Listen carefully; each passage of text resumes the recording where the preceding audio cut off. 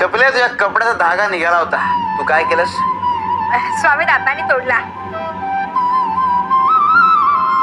माईने दागिना नीट केला.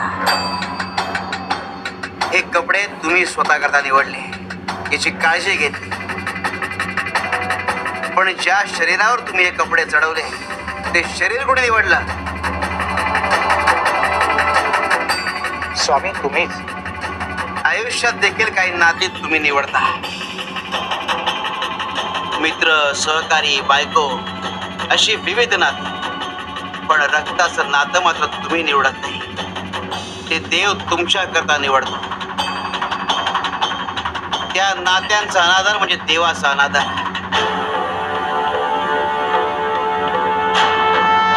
त्या नात्यांना दुरावणं, त्यांच्याशी वाईट वागणं म्हणजे देवाला दुखावणं. आणि देवाला दुखावणारा कधी सुखी राहू शकत नाही.